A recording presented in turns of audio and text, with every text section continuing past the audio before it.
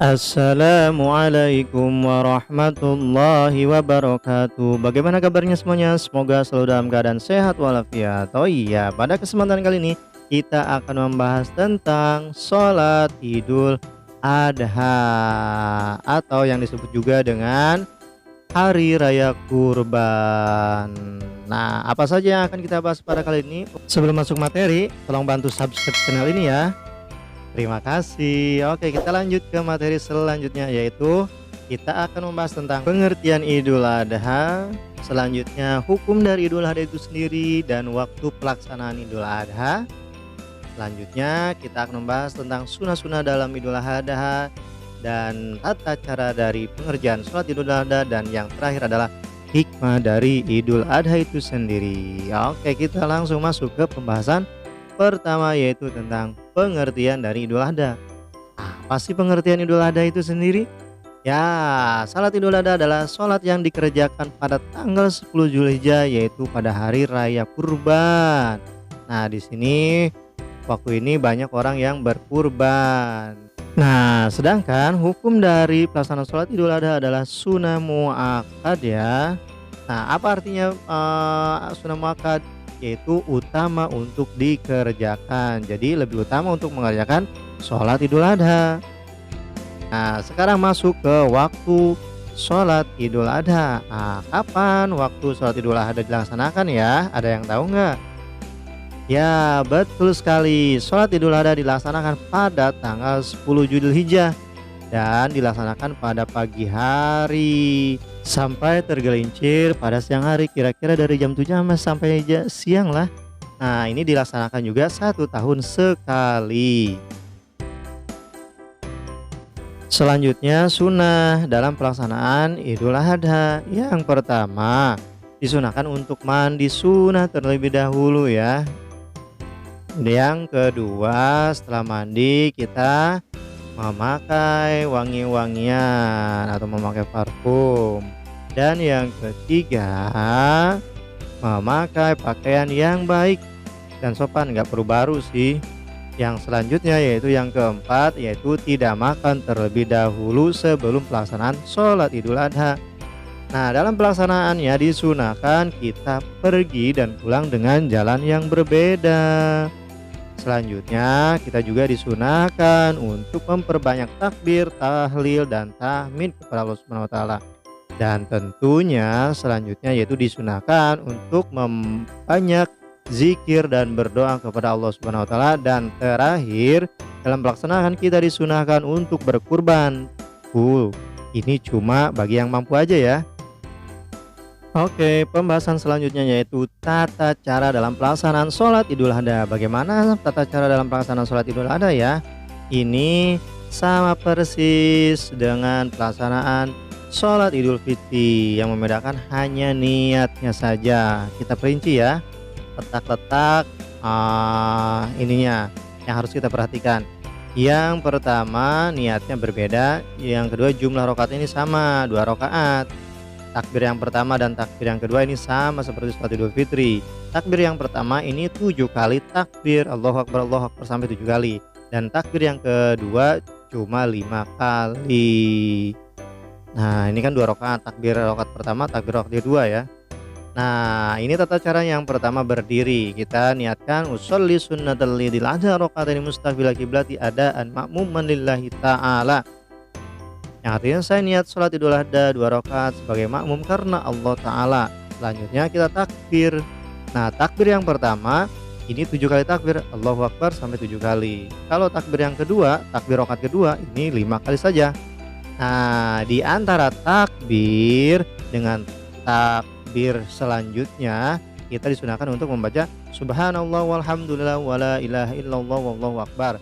Selanjutnya kita baca doa iftitah beserta surat Al-Fatihah dan suratnya. Selanjutnya setelah itu kita ruku, habis ruku kita i'tidal, habis i'tidal selanjutnya sujud. Setelah sujud duduk di antara sujud. Selanjutnya sujud lagi dan duduk di antara dua sujud, dan kita langsung berdiri kembali dan mengikuti alur yang seperti tadi. Nah, khusus untuk takbir yang kedua dari rakaat kedua ini 5 takbir ya. Nanti setelah sujud di antara yang pertama itu kita langsung tahiyat akhir. Langsung habis tahiyat akhir kita baca salam. Nah, itu rangkaian dari pelaksanaan sholat Idul Adha. Sama ya seperti sholat-sholat biasa ya. Nah, setelah pelaksanaan sholat kita ada khutbah, khutbah Idul Adha ya. Nah, dalam khutbah ini, dalam khutbah pertamanya ini ada 9 kali takbir, dan khutbah yang keduanya ini ada 7 kali takbir. Perbedaannya adalah di antara khutbah pertama sama khutbah kedua itu yaitu dijeda sama duduk terlebih dahulu. Nah, setelah itu dalam pelaksanaannya kita juga harus sudah melaksanakan sholat subuh, dan pengerjaan sholat Idul Adha dikerjakan oleh semua muslim laki-laki, anak-anak maupun perempuan. Sedangkan perempuan yang sedang haid dianjurkan berkumpul dan mendengarkan khutbah Idul Adha. Begitulah tata cara sholat Idul Adha. Next, pembahasan selanjutnya yaitu tentang hikmah dari Idul Adha itu sendiri. Apa sih hikmah dari sholat Idul Adha itu sendiri? Yaitu yang pertama, kita menjadi pribadi muslim yang taat, dan yang kedua kita menjadi disiplin, dan yang ketiga kita kerjasama, dan kita juga menghargai orang lain. Selanjutnya kita saling memaafkan, tentunya kita membuka hati kita ya. Dan paling terakhir adalah siap berkurban. Insya Allah ya bisa. Kalau sudah membahas tentang hikmah, berarti ini adalah poin yang terakhir yaitu kesimpulan. Mari kita simpulkan sama-sama ya. Kita bagi dulu menjadi beberapa poin. Yang pertama dari segi pengertian, dan yang kedua dari segi hukum, yang ketiga dari segi waktu pengerjaan sholat Idul Adha, dan selanjutnya yaitu sunnah yang ada dalam Idul Adha dan tata cara sholat Idul Adha, dan yang terakhir adalah hikmah sholat dari Idul Adha. Pengertian sholat Idul Adha yaitu sholat yang dikerjakan pada tanggal 10 Zulhijjah atau disebut juga hari raya kurban. Hukum dari sholat Idul Adha adalah sunnah muakkad atau yang dikukuhkan atau dikuatkan untuk dikerjakan. Nah, waktu pelaksanaannya itu pada tanggal 10 Zulhijjah dan dilaksanakan pada pagi hari ya sampai menjelang siang. Dan dilaksanakannya juga ini 1 tahun sekali. Wah, lama banget.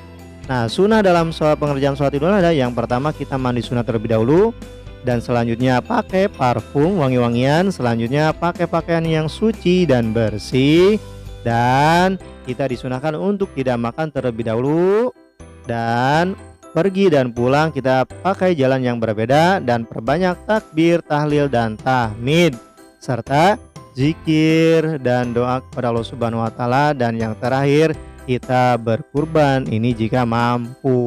Mudah-mudahan sih bisa ya. Nah, selanjutnya tata cara hampir sama dengan sholat Idul Fitri, yang membedakan hanya niatnya saja ya. Sedangkan dari hikmahnya yaitu kita menjadi muslim yang taat, dan yang kedua kita menjadi pribadi yang disiplin, dan yang ketiga ada nilai kerjasama. Selanjutnya kita juga ada sifat menghargai di sana. Selanjutnya kita juga membuka hati dengan saling memaafkan, dan kita ada hikmah siap berkurban.